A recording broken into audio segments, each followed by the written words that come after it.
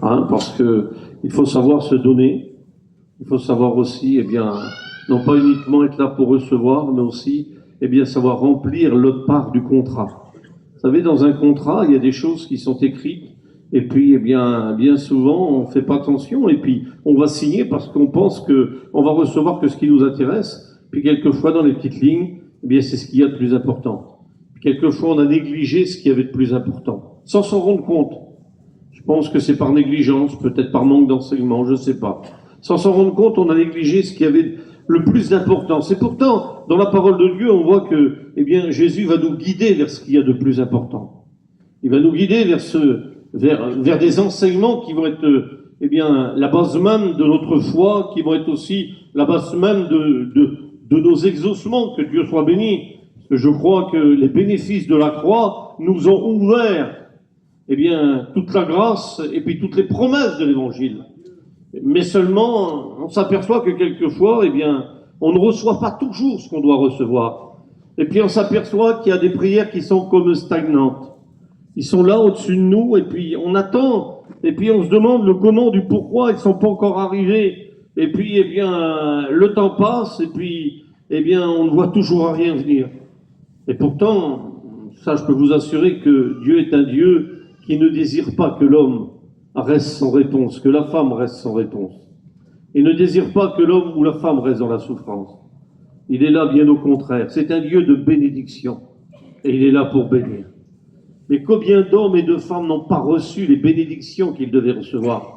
Combien d'hommes et de femmes, sont encore, avec des points d'interrogation dans leur vie, et puis, malheureusement, ils sont encore, à moitié du cheminement de ce que Dieu aurait voulu leur donner.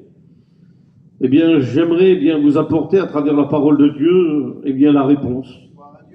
Parce que je n'ai pas de prétention autre que celle que la parole, et la parole, elle peut vous donner, tout ce que vous avez besoin.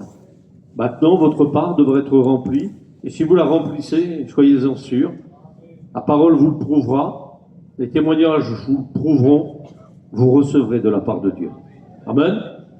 Alors ce qu'on va faire, on va demander la bénédiction de Dieu sur ce temps qui va devenir le sien.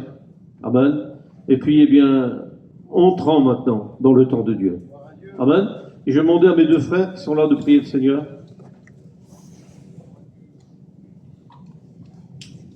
Sois béni, Seigneur. Seigneur, merci pour cette journée. Merci pour la grâce que tu nous fais de t'appartenir, Seigneur. Merci pour les témoignages que nous avons entendus, parce que il est vrai que, Seigneur, celui qui s'approche de toi reçoit. Et ce soir, tu présentes ton messager, celui qui va apporter ta parole, Seigneur Dieu, que tu loues d'une onction particulière. Tu connais les cœurs de chacun qui sont là et les besoins de chacun. Étends tes mains sur lui, que ce soit une sentinelle pour chacun d'entre nous. Et à toi revient toute la gloire et l'honneur, Seigneur. Gloire à Dieu, merci Père, Amen. Amen. Nous te bénissons, Seigneur, ce soir.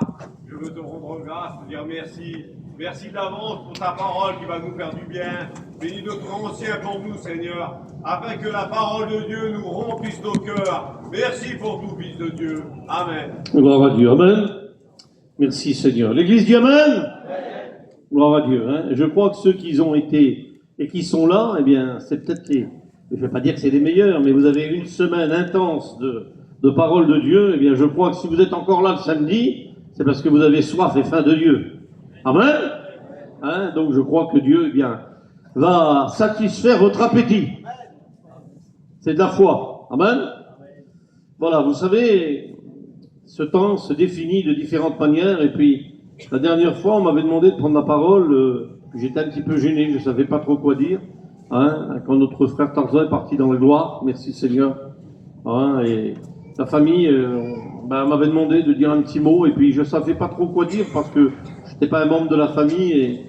Mais malgré tout, je me suis souvenu d'une chose, c'est qu'en étant en contact avec tous ces géants de la foi depuis 20 ans, dans le cadre de la direction, j'ai vu ces hommes, je les ai connus, et parce que bien évidemment, on réglait beaucoup de choses et on passait beaucoup de temps avec eux, principalement, beaucoup plus avec peut-être notre frère Jimmy que les autres, mais j'ai passé beaucoup de temps avec eux. Et je me suis aperçu qu'il y avait quelque chose de particulier qu'avaient ces hommes-là, c'est que ces hommes-là, ils avaient une attention particulière à considérer le temps. Pour eux, et j'ai pris conscience de la valeur du temps, ils ne perdaient pas de temps. Le temps, ils le consacraient toujours à quelque chose. Ils le consacraient à lire la parole de Dieu. Ils écrivaient. Et je m'étonnais de voir écrire, des pensées. C'était incroyable. Ou alors ils témoignaient, ou alors ils enseignaient, Et je me disais, Seigneur, on avait l'impression qu'ils couraient après le temps et surtout, il ne fallait pas perdre le temps. Le temps, la valeur du temps. Le temps est précieux pour eux. Il était précieux. Et je me suis dit, je vais essayer de discipliner ma vie, à considérer, chaque journée comme étant, un temps précieux pour Dieu. Un temps précieux pour Dieu. Est-ce que vous avez déjà réalisé que chaque journée, en tant qu'enfant de Dieu, est un temps précieux pour lui? Vous pouvez faire des choses, vous pouvez prier, vous pouvez agir, vous pouvez témoigner, vous pouvez donner, il y a un tas de choses à faire. Vous savez, la journée d'hier, vous ne pourrez plus la changer. La journée, de demain, vous appartient pas. Ne rentrez pas dans le silence de Dieu. Ça appartient à Dieu. Si vous voulez rentrer dans quelque chose que Dieu n'a pas encore créé, obligatoirement, vous allez rentrer dans le piège du diable. Vous allez créer un mauvais scénario. Et si vous rentrez dans la pensée du Seigneur, que Dieu soit béni, vous ferez ce que la Bible dit et ce que Jésus a dit. Ne vous inquiétez pas du lendemain. Le lendemain aura soin de lui-même. À chaque jour suffit sa peine. N'essayez pas de vivre pour demain. Vous ne pourrez pas. N'essayez pas de vivre, pour ce qui s'est passé hier, c'est fini. Vous ne pourrez plus l'enlever. Mais vous pouvez vivre pour aujourd'hui. Et aujourd'hui, vous pouvez vivre le meilleur pour lui. Alors j'ai vu, la valeur du temps. Et je me suis dit, ils m'ont fait réfléchir et ça m'a poussé à faire une expérience à travers la parole de Dieu. Et je me suis dit, est-ce qu'il y aurait deux temps? Est-ce qu'il y aurait un temps qui serait passé inaperçu quelquefois et qui me serait passé inaperçu à moi personnellement? Et j'ai regardé dans la parole de Dieu. Et j'ai vu qu'effectivement, dans la parole de Dieu, ce temps se définissait en deux temps. Il y a le temps chrono, qui est le temps des hommes.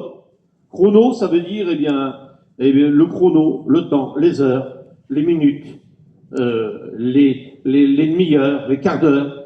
Et puis, ça fait 24 heures et ça fait une journée. C'est le temps chrono, le temps des hommes. Et j'ai vu qu'il y avait un autre temps dans la parole de Dieu qui était le temps kairos. Et j'ai vu que 86 fois ce temps kairos était employé dans la parole de Dieu, contre simplement 56 fois, pour le mot chrono. Donc j'ai vu qu'il y avait plus d'importance dans la parole de Dieu, au moins dans le Nouveau Testament, pour le mot kairos que pour le mot chrono. Et ce que je me suis aperçu aussi, c'est que Jésus, lorsqu'il va commencer sa première prédication dans Marc, au chapitre 1, verset 15, il va commencer par ces mots. Il va dire, le temps est accompli, le règne de Dieu est arrivé. Et quand il dit le temps est accompli, il dit le temps, kairos, le temps de Dieu est venu. Et je bénis Dieu, nous bénéficions à travers la venue du Christ, d'un temps, qui nous en donne les prémices, qui est le temps de cette éternité. Et par le venu de Jésus, un temps nouveau nous a été donné, en particulier à l'Église. Et c'est ce temps-là où, on voit se manifester, toutes les grâces de Dieu. Et puis, il est dommage, quelquefois, que le temps chrono va l'emporter sur le temps kairos. Parce que dans le temps chrono, on passe beaucoup de temps. On peut passer des heures devant la télévision. On peut passer des heures, sur des jeux, sur des ordinateurs. On peut passer des heures, sur un téléphone. Et dès qu'il s'agit, du temps de Dieu, quelquefois la prédication est trop longue. Quelquefois, il fait trop froid. Quelquefois, on a toujours des excuses. Et quelquefois, notre corps est là, mais notre esprit est parti ailleurs. Parce que le diable fera tout pour nous éloigner du temps de Dieu.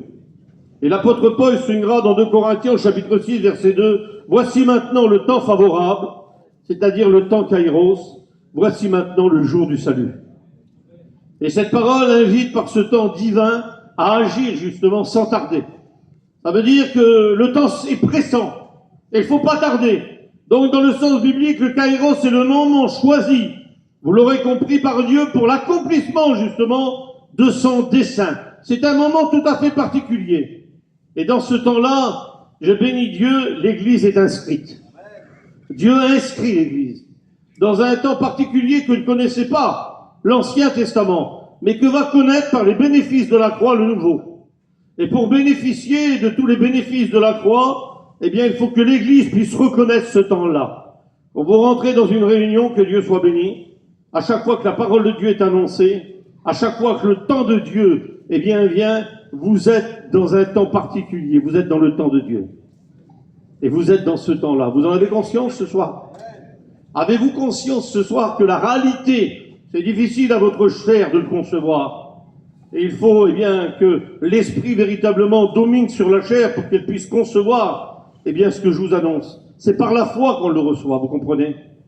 Et oui, vous êtes dans ce temps chrono. Et vous êtes dans ce temps, vous êtes sorti de ce temps chrono dès que vous êtes assis, que la parole de Dieu a été annoncée. Et c'est le temps de la guérison, c'est le temps de la délivrance, c'est le temps de la bénédiction, c'est le temps des miracles, c'est le temps de la résurrection, c'est le temps de la réparation des cœurs brisés.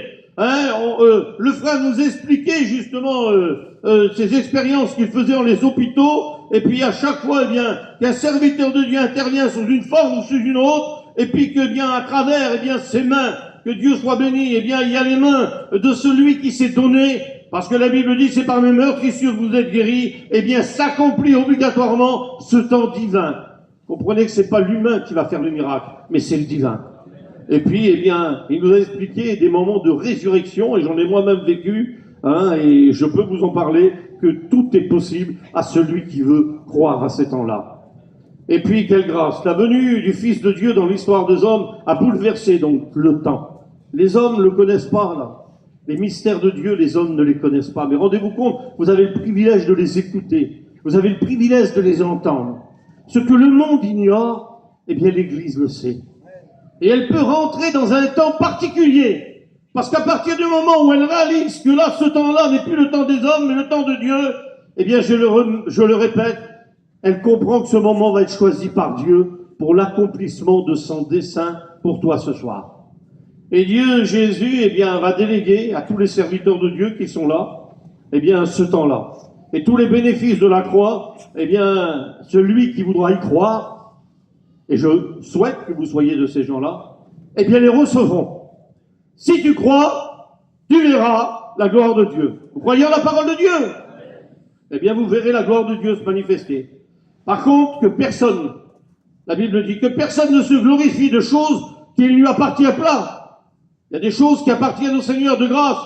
Ne touchez pas au Seigneur Jésus-Christ. À la gloire de Dieu, cette gloire, eh bien, c'est la sienne. Vous savez, les ministères sont le choix divin de Dieu. Ils ont été distribués par Jésus. Comme les dons spirituels, eh bien, sont le choix de Dieu qui ont été distribués, eux, par le Saint-Esprit. Et comprenez ce point fort, Église de Dieu. Quand nous présenterons devant Dieu, eh bien, ce ne sont pas nos ministères que Dieu va vouloir voir, ni nos dons, parce que ça appartient à lui, ça lui appartient. On pourra pas manifester, je sais pas, c'est Josué qui a prêché hier, eh bien, comme moi ce soir, comme demain Jojo, eh bien, on pourra pas dire Seigneur, eh bien, quel homme que j'étais, t'as vu la prédication, t'as vu Seigneur Jésus-Christ, le message qu'il avait, t'as vu Seigneur Jésus-Christ, comment il a prêché. Ça appartient au Seigneur. On n'a pas le droit de toucher ce qui appartient à Dieu. Vous savez, ce qui sera jugé devant Dieu, c'est pas notre ministère, ce sera notre témoignage de chrétien. Et là, on est tous au même niveau. Chrétiens comme serviteurs de Dieu. Quelle folie il serait de le penser, mes amis, que Christ est mort et ressuscité pour faire de nos ministères une carrière. Christ n'est pas mort, il n'est pas ressuscité pour faire des ministères des carrières. Et non, les ministères sont là pour un service à Dieu. Ils sont pas là pour faire carrière. Il y en a qui s'imaginent qu'à travers le ministère, eh bien, ils vont avoir un grade, ils vont s'élever plus grand que les autres. Ton ministère ne va pas t'élever plus grand que les autres, il te rendra plus responsable que les autres. Tout simplement. Et dans le ministère, eh bien, il y aura quelque chose que tu devras faire. Puis un jour, eh bien, j'ai posé la question au Seigneur, j'ai dit, Seigneur, c'est quoi véritablement te servir? C'est quoi véritablement, eh bien, d'être serviteur de Dieu? Et je crois que chaque serviteur de Dieu s'est posé la question, c'est logique quand on rentre dans le service. On veut comprendre. Et puis, Seigneur, par la parole de Dieu, je vous dis, la réponse est dans la parole, elle ne se trouve pas ailleurs. Eh bien, le Seigneur m'a tout simplement amené, eh bien, à considérer, à travers cette parole, eh bien, les apôtres qui étaient assis, les 12. Et puis, j'ai vu le Seigneur, eh bien, en esprit, à ce moment-là, quand je posais la question à Dieu, j'ai vu qu'il se mettait à genoux, et puis que le Seigneur commençait à laver les pieds. Il y avait, eh bien, tous les apôtres qui étaient là, bien sûr, je les voyais dans mon esprit, je les voyais pas en vision, mais dans mon esprit. Il y avait Pierre, il y avait Thomas, il y avait Jacques, ils étaient tous là. Et j'ai vu que le Seigneur se mettait à genoux, Et puis d'un seul coup, il avait les pieds. J'ai dit, Seigneur, c'est pas possible. C'est ça le service de Dieu, c'est laver les pieds de mon frère, là. Oui, c'est ça. Tu vas servir le Seigneur. Eh bien, tu devras laver les pieds de tes frères. C'est ça le véritable service. Puis j'ai vu, eh bien, que petit à petit, eh bien, il lavait les pieds de ses frères. Ah, c'est plus, là, de se faire son ministère, une carrière. C'est rentrer dans le service de Dieu. C'est véritablement, eh bien, se mettre plus petit qu'eux. Et puis les voir beaucoup plus grands que nous. Et puis d'un seul coup, j'ai vu qu'il arrivait d'un seul coup, et le 10e, le 11e, et le 12e, il était caché tout au flanc, d'un seul coup, et je l'ai vu. J'ai dit, Seigneur, j'avais oublié celui-là. Judas. Tu vas pas laver les pieds de Judas, Seigneur. Il t'a trompé, il t'a trahi. Il t'a amené à la croix, Seigneur. Il t'a volé. Tu vas pas laver les pieds de Judas. Le Seigneur m'a dit, regarde, tais-toi. Parce que je me rebellais, moi, à l'intérieur de moi-même. Il m'a dit, regarde, tais-toi. Et puis, il continue à lever les pieds. Et l'Esprit me disait en moi, tu rencontreras des Judas. Tu seras trahi, tu seras trompé peut-être. Peut-être que tu seras, eh bien, c'est sûr et certain même, c'est sûr et certain, tu seras peut-être déçu. Tu auras peut-être de l'amertume dans le cœur. Mais quoi qu'il arrive, ne perds jamais l'identité de ce que tu es. Tu es un chrétien. Tu es une chrétienne. Et tu devras laver les pieds de tes Judas. Tu ne devras jamais perdre ce que tu es. Tu es un enfant de Dieu. Alors je vous le dis, là quand j'ai compris ça, j'ai compris ce qu'était le véritable service. Et j'ai compris que, eh bien, nous ne sommes que des voix, les frères. Nous sommes que des voix, tout simplement. C'est Jean-Baptiste qui dit, je ne suis qu'une voix, qui crie dans le désert. Eh bien, nous ne sommes que des voix. Et ne vous y trompez pas, Dieu connaît, il sait tout. Il sait tout, il sait de la manière dont il construira les ministères, il sait eh bien ce qu'il donnera aux uns, ce qu'il apportera aux autres. Et oui, c'est Dieu le sait. Alors c'est vrai qu'il y en a qui feront défaut par rapport au ministère. Dieu connaît toutes choses, mes amis. Mais je vous le dis, ne touchez pas à la part qui appartient à Dieu. Il y en a, ils se sont fait, malheureusement, eh bien, ils se sont fait une carrière à travers leur ministère, où certains ont élevé des hommes, parce que les ont vus prêcher d'une certaine manière, avec une éloquence. Et puis c'est vrai que ça attire. Et on a vu des hommes et des femmes attirés, ou des publics attirés, parce qu'il y avait des orateurs. Eh bien, je vous le dis, c'est pas ça qui sera jugé devant Dieu. Parce que ça, c'est la part qui appartient à Dieu. Ça, c'est, le ministère, c'est sa part. La parole, Dieu sait de combien de messages sera habillé mon frère, là. Il sait le nombre de messages qu'il prêchera, où il les prêchera, quand il les prêchera, comme il le sait pour chacun d'entre nous. Et ça, c'est à lui, ça lui appartient. Vous savez, dans l'Arche de l'Alliance, il y avait les 10 commandements sur le doigt de Dieu, où le doigt de Dieu avait inscrit, et justement, ces 10 commandements. Et quand Usa a voulu toucher à l'Arche de l'Alliance obligatoirement, eh bien, on a vu qu'il y a eu la désapprobation de Dieu. Alors, bien sûr, vous ne le verrez pas, on est sous la grâce, merci Seigneur. Mais néanmoins, Dieu ne règle pas tous ses comptes le même jour. Un jour viendra où Dieu connaîtra ces orgueilleux qui ont voulu se construire, eh bien, une image à travers leur ministère. Ça arrivera, mes amis. On ne pourra pas les éviter.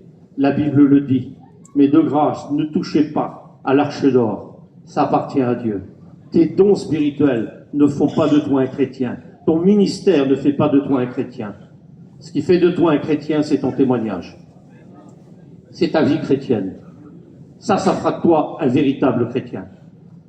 Et puis, eh bien, si on comprend ça, eh bien, on va aller plus loin avec le Seigneur.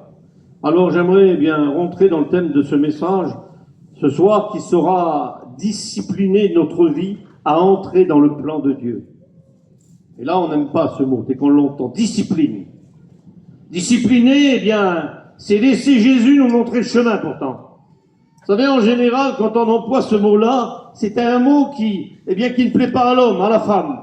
On préfère entendre grâce, on préfère entendre donne-moi, on préfère entendre je veux recevoir, écoute ma prière.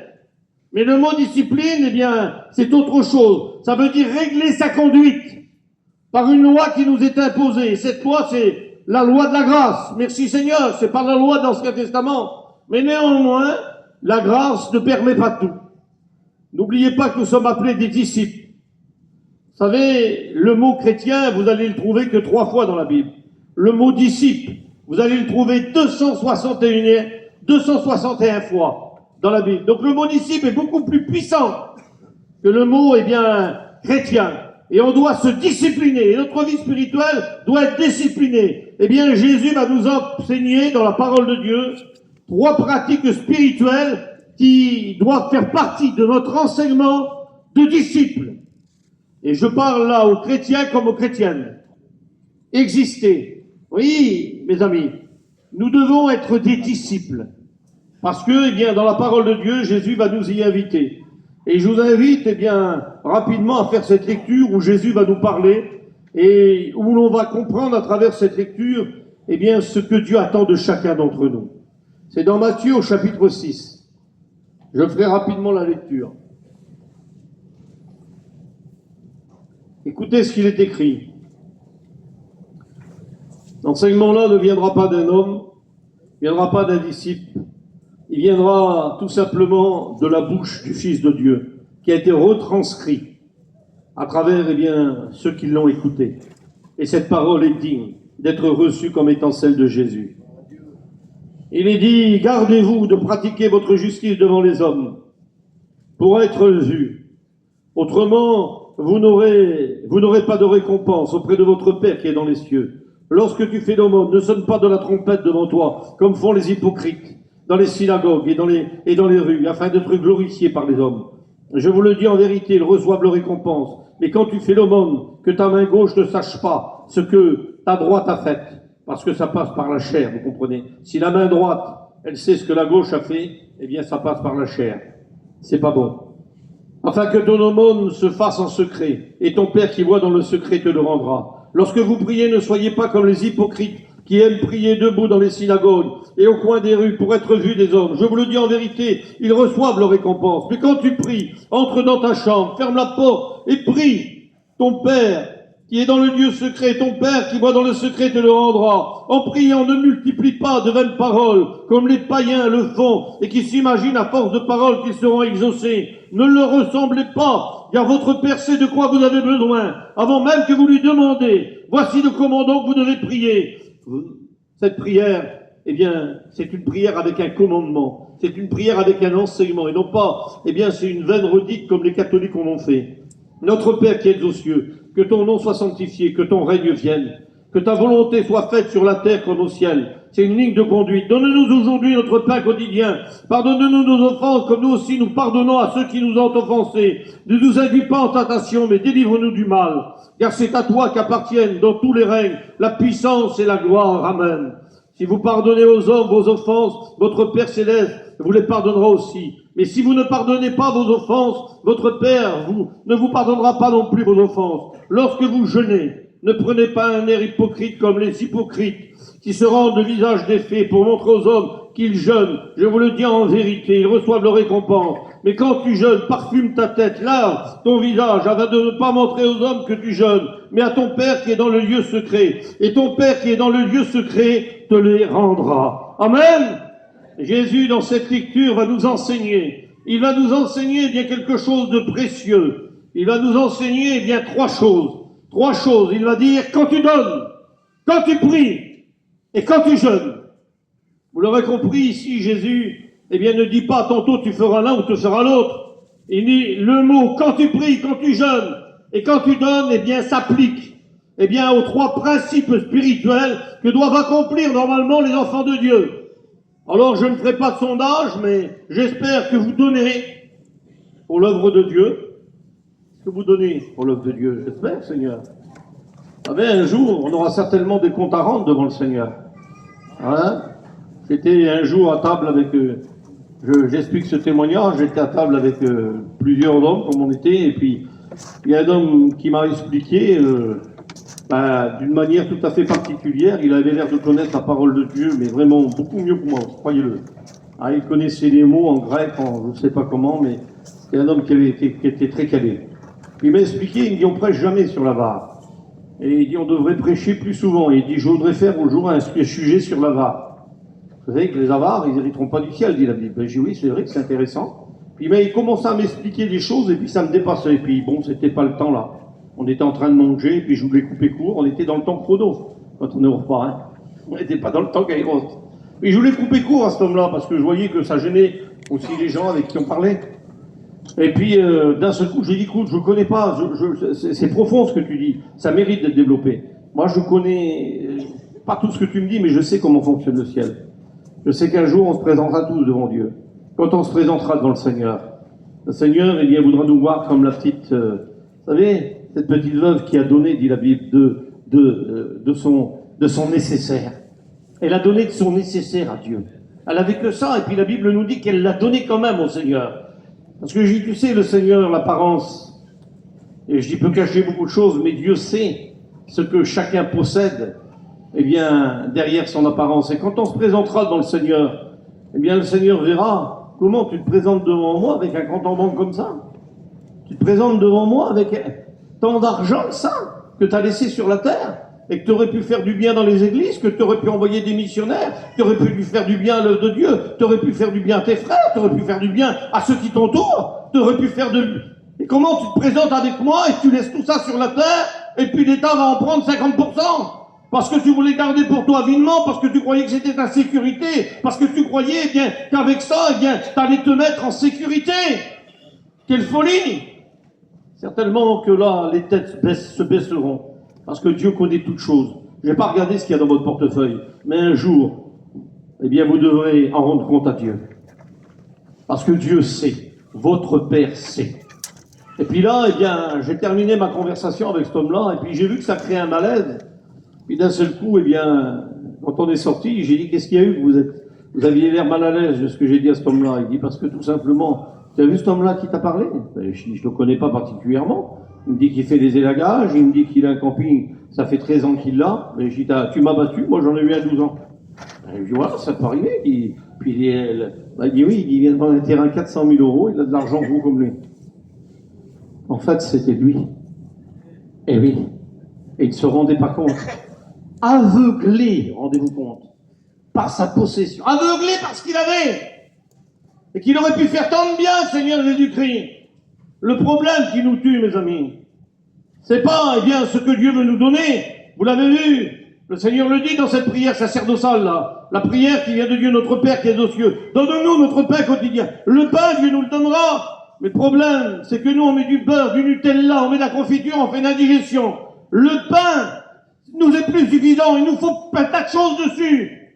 C'est le surplus du diable qui nous tue. Le surplus du diable tue aujourd'hui les chrétiens. Quand Dieu voudrait qu'ils vivent dans le contentement. Apprenons à vivre, Seigneur, et le surplus. Regardez autour de vous. Il y a plein de gens. Et l'œuvre de Dieu en a besoin. Alors soyez généreux pour l'œuvre de Dieu. Le Seigneur va dire, quand tu donnes, quand tu pries. Seigneur Jésus, j'espère que vous avez compris que, eh bien, la prière, c'est nécessaire, Seigneur. C'est ce qui va créer cette relation vivante avec lui.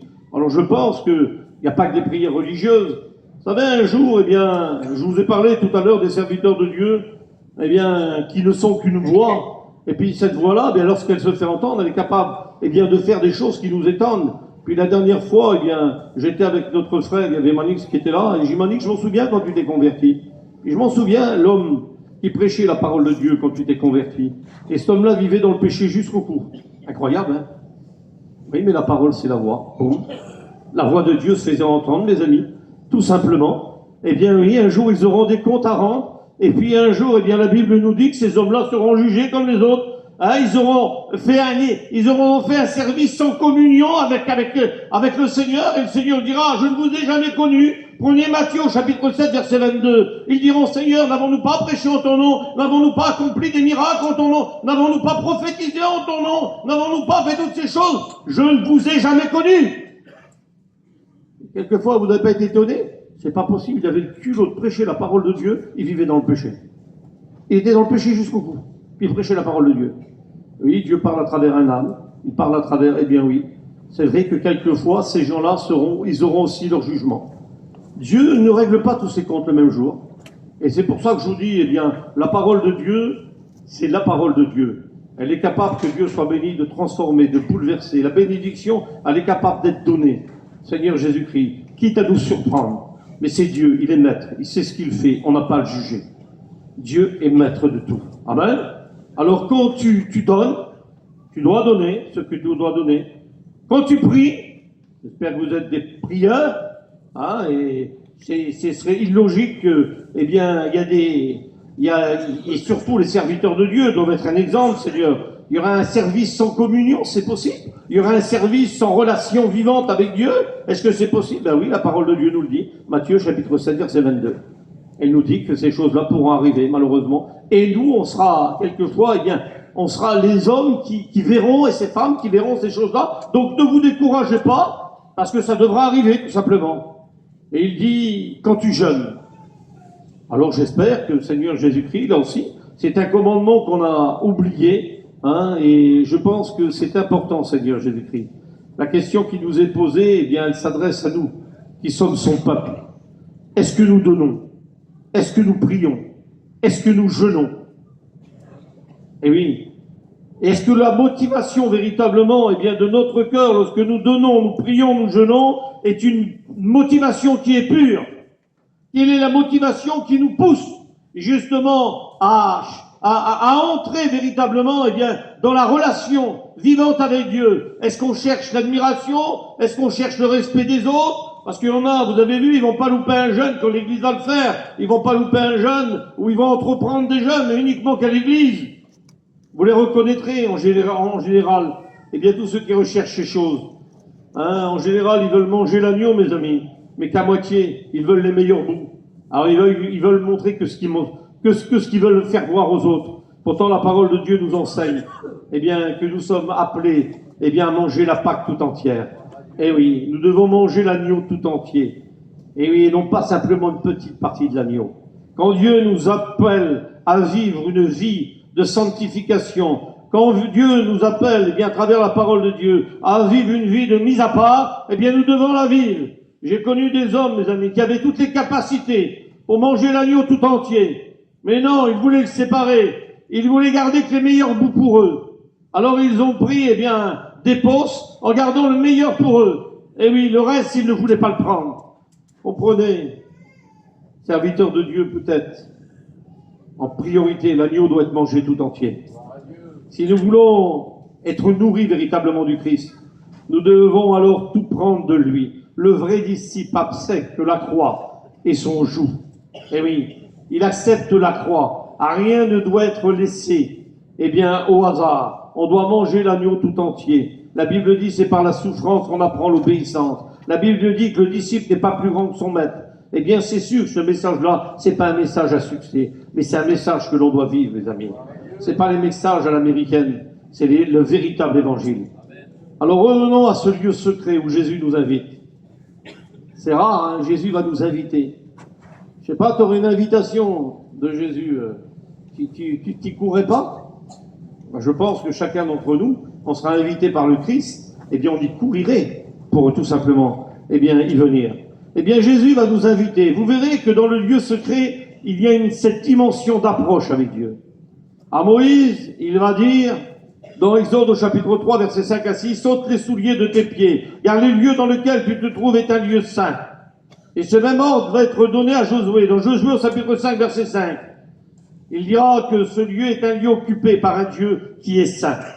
D'où ce parallèle. Ton Père qui se tient dans le lieu secret te le rendra. Eh bien, nous devons, Seigneur, comprendre que lorsque nous rentrons dans le lieu secret, où Dieu nous invite à rentrer, ce lieu est un lieu saint et de grâce. Eh bien, on ne doit pas rentrer dans ce lieu n'importe comment. Il y a des conditions à remplir, dans lesquelles, eh bien, nous devons entrer dans ce lieu secret. Il y a une dimension à connaître, un lieu où se tenir avant d'y entrer. Et on ne peut y entrer que par la croix. Parce que tout a été donné à travers la croix. Et ce lieu secret, nous pouvons le trouver, eh bien, qu'à travers la croix. Et si on veut y entrer, on doit avoir un comportement. Car on n'entre pas dans la présence de Dieu, mes amis. Comme on rentre dans un supermarché, ou quand on rentre, eh bien, dans un McDonald's, on doit s'y présenter dans la présence de Dieu avec un grand respect. Il y en a qui rentrent dans la présence de Dieu, eh bien, comme on rentrerait, je vous dis, dans un McDonald's ou dans un supermarché pour servir des bénédictions. Et ils s'étonnent qu'ils les ont pas reçues. Non, il y a un apprentissage. Il y a une dimension, un avertissement. Il y a un équilibre avant d'y rentrer. Souvenez-vous dans Ésaïe au chapitre 58, où les Juifs ont demandé à Dieu justement pourquoi Dieu ne répondait pas à leurs jeûnes. Vous le verrez tout à l'heure, on aura peut-être le temps d'en faire la lecture. Jésus va répondre, et va répondre d'une manière sévère. Pourquoi justement il ne pouvait pas répondre? Eh bien le pharisien, eh bien on est l'exemple avec le publicain. Ils montèrent sur la montagne, et le pharisien faisait ressortir toutes ses tâches religieuses, et son jeûne, qui pourtant avait déplu à Dieu. Vous le verrez dans Luc au chapitre 18, versets 9 à 14. Eh oui, il y a des hommes qui aiment montrer leur religiosité. Ils aiment montrer tout simplement ce qu'ils sont, mais ils sont incapables de vivre ce qu'ils vont vous dire. Eh bien, ce sont des religieux, ce sont des apparences. Et Dieu sait ce qu'il y a derrière le vernis. Il sait ce qui se cache. Il y a des beaux parleurs. Mais Dieu, lui, n'a que faire des tralala pipo. Ce que Dieu, lui, il veut des actions en esprit, en vérité. Et il sait, lui, le nombre, eh bien, de ceux qui s'attachent véritablement à vivre et à entrer dans le lieu secret. Il y en a qui rentrent dans le lieu secret avec de l'amertume, de la rancœur, je vous dis avec de la religiosité, avec un manque de pardon, avec de la médisance, des soupçons, avec des pensées mal intentionnées, avec leurs propres raisons. Eh oui, on va jeûner et puis on n'a pas fait de toilette spirituelle. Alors on invite les hommes à jeûner le dimanche comme le font les frères. Et puis tout le monde rentre le dimanche, mais as-tu fait ta toilette spirituelle pour véritablement avant de te présenter devant Dieu?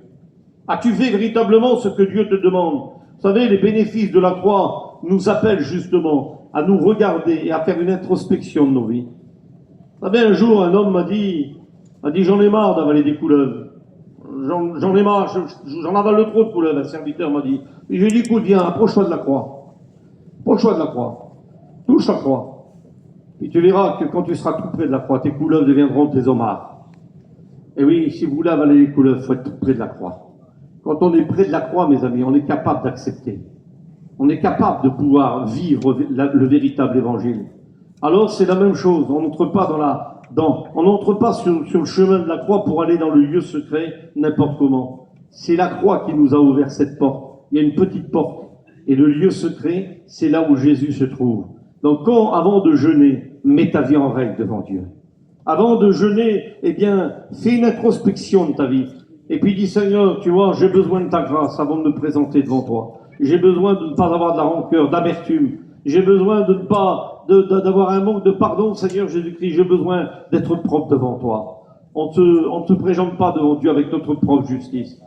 Hein? Alors nous devons découvrir, Seigneur Jésus-Christ, qu'avant de connaître, eh bien, véritablement, ce que Dieu attend de nous, il faut savoir aussi se mettre en conformité avec lui. Vous êtes d'accord avec moi? Et l'enseignement du Christ, justement, eh bien, ne s'adresse pas, ne croyez pas au poids lourd de l'évangile, non. Il s'adresse à ceux qui veulent muscler leur foi. Je veux connaître, Seigneur, je veux savoir de toi. Et tous sont appelés, justement, à le mettre en pratique. Et que Dieu fasse que vous compreniez qu'il y a une mise en pratique de la foi. L'ennemi de nos âmes va tout faire pour que le peuple de Dieu ne pratique pas l'enseignement sur le jeûne. Dans Matthieu, au chapitre 6, verset 16, eh bien, le Seigneur nous en donnera justement les directives. Car il sait que le jeûne est une discipline spirituelle des plus puissantes. Il fera tout pour qu'elle ne puisse pas être mise en pratique, qu'elle ne puisse pas être enseignée dans les ministères, dans les églises, dans les villes, dans les foyers. Car dans les jeûnes, nous devenons participants à la nature divine. Et si vous êtes participants pour garder, protéger, aimer son œuvre, eh bien, vous devez obligatoirement entrer, eh bien, dans l'objectif de Dieu, qui pousse son peuple, justement, à jeûner et à prier. C'est pourquoi il est écrit dans Actes, au chapitre 14 et verset 19, il fortifiait le cœur des croyants et demeurait ferme dans la foi. Nous devons passer par beaucoup de souffrances, mes amis. La Bible le dira pour entrer dans le royaume de Dieu. Et la Bible dit alors dans chaque église, il désignait des anciens après avoir jeûné et prié. Et l'apôtre Paul, lui, même se vantait, eh bien, de ses jeûnes et de ses prières. Vous le verrez dans 2 Corinthiens, au chapitre 7, versets 1 à 5. Donc ne croyez pas que le jeûne doit être exclu de votre vie. Il doit faire partie de votre vie. Jésus dira aux disciples de Jean, et justement, il dira, et qui lui posèrent cette question, pourquoi nous et les pharisiens jeûnons, et puis que toi, Jésus, eh bien, tu ne jeûnes pas? Jésus va leur répondre, il dira, les jours viendront où, justement, eh bien, l'époux ne sera plus, et alors là, ils se lèveront et ils jeûneront. Ils jeûneront. Personne, mes amis, personne ne peut dire que le jeûne n'est pas pour lui. Le jeûne, c'est quelque chose qui est personnel. Le jeûne va ouvrir la porte à une relation vivante avec Dieu. Tu dis que Dieu est vivant, eh bien prouve en jeûnant et en priant en Dieu. Prouve en te préparant avant d'entrer dans la maison eh bien, du Seigneur et dans le lieu secret. Eh bien prouve que tu es en capacité de pouvoir eh bien, jeûner et prier. Et tu auras quelque chose de plus intime avec le Seigneur. Le jeûne va prouver cette relation vivante. Je ne sais pas si tu jeûnes, combien de fois tu jeûnes dans la semaine. Je ne sais pas combien de fois tu jeûnes dans le mois. Je ne sais pas combien de fois tu jeûnes dans l'année. Mais je t'invite à y entrer dans ce jeûne. Je t'invite à y entrer. Et parce que en y entrant, eh bien, tu vas démontrer justement que tu es en capacité de recevoir de Dieu ce que Dieu veut te donner. Comprenez bien que le jeûne ne remplacera pas la croix. La croix, c'est tous les bénéfices qui nous ont été donnés. Le jeûne, eh bien, n'est que jamais un complément de la croix. Mais c'est en entrant véritablement dans le jeûne que tu trouveras véritablement peut-être la réponse à tes questions. Et peut-être que en trouvant la réponse, eh bien, tu pourras ressortir de ce jeûne véritablement, eh bien, comblé de ce que Dieu veut te donner. Alors, je crois que s'il y a un enseignement aujourd'hui qui n'est pas pratiqué, dans lequel tu dois rentrer, eh bien, c'est le jeûne et la prière. Et je vous invite, Église de Dieu, à y rentrer, tous autant que nous sommes. On prie le Seigneur. Père éternel, tu connais toutes choses, Seigneur.